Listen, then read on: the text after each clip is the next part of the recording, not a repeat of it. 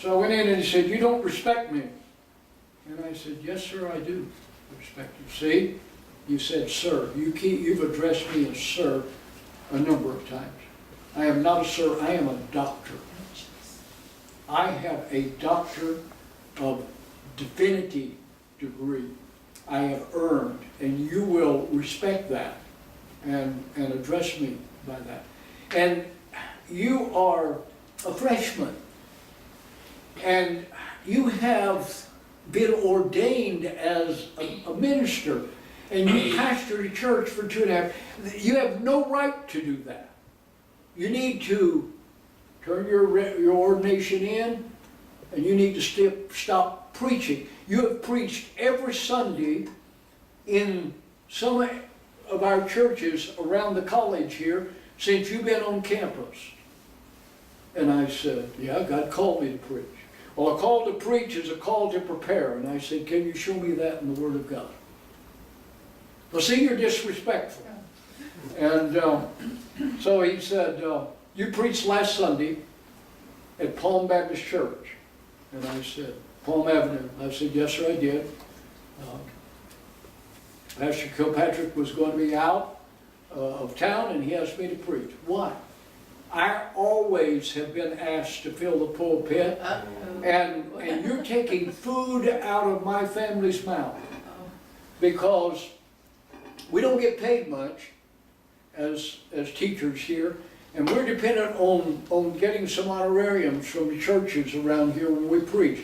And I normally preach for Kilpatrick. You preach. I didn't have the extra money." I said, "Ever preach at First Baptist Hemet?" "Yeah, why, are you going to be preaching there?" I said, "Next Sunday." And so he said, "See, there you go. You need to quit that." So that Sunday I got my check, and I took it on Monday to the teacher and endorsed it and gave it to him. And said, "Here, I don't want to be guilty of taking food out of your mouth. You didn't even have to use your gas and go down. I used mine. I did get to preach. Didn't have to. I got to preach." But we had a disagreement. And through the semester, he treated students terribly. So one day he came into class and he said, "All right, put away your books. We're going to do something different. I've been criticized for the way I teach. We're going to have a oral quiz today. When I call your name, you stand up. I will state the question. You answer it and sit down." So the first one he called was an elderly student. Well, the guy was probably in his 40s. And he didn't have any college, any formal training, but said God had called him to preach, and so he was coming to classes and trying to get some knowledge. And so he stood up, and Dr. Jennings asked him a question. And he answered it correctly. But apparently Dr. Jennings didn't understand his answer. And Dr. Jennings said, "That's not the answer. Now sit down and I'll tell you what the answer is." So he said, "The answer is this," and it was word for word what the student had said. And the student said, "Dr. Jennings, that's what I said. On your feet. Hit the door. You do not contradict me in my class." And I said, "Dr. Jennings, that is what the man said." He said, "You want to join him?" And I said, "No, sir, I just want to stand up for what's right. Ask the students." He slammed his books, said, "Class dismissed," and left. But he constantly treated students that way. And so, being the entrepreneur of justice, I circulated a petition to have the board, have him go before the board and deal with his treatment of students. So they did, and they put him on probation, and they circulated one on his wife. She taught too, but I never had her for any classes, and I didn't have any first-hand experience, and so I didn't sign that petition. But I did initiate the other one. And so he made some changes.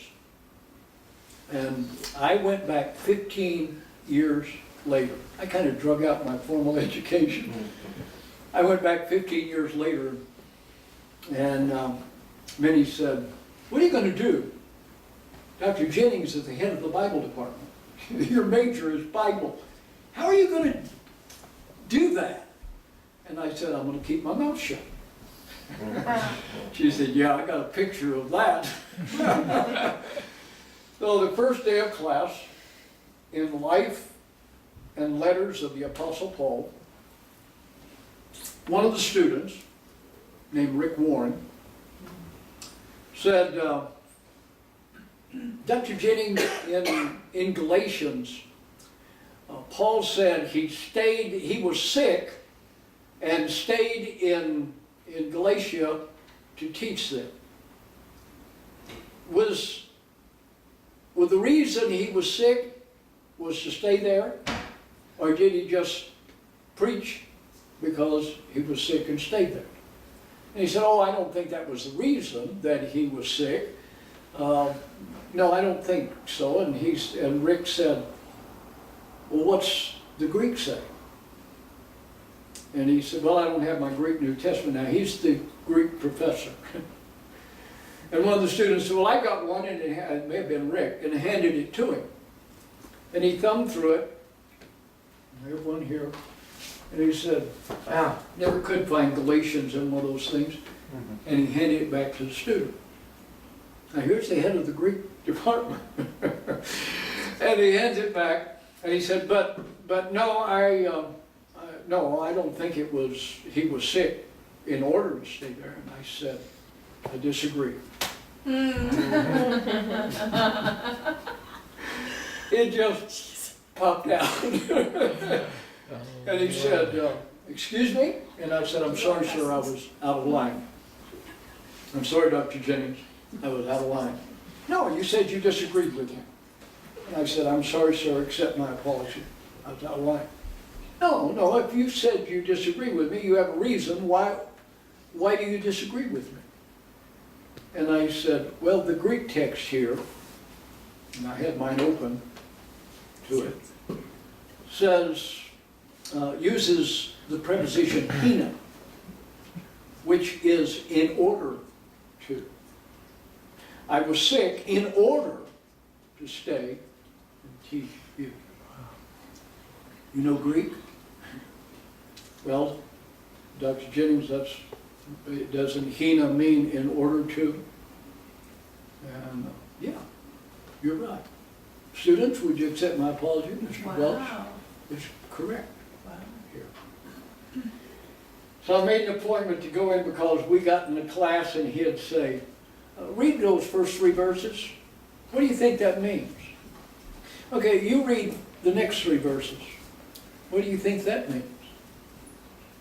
And I made an appointment. I said, "We need to talk." So I went in and I said, "I don't care what they think it means. I don't even care what I think it means.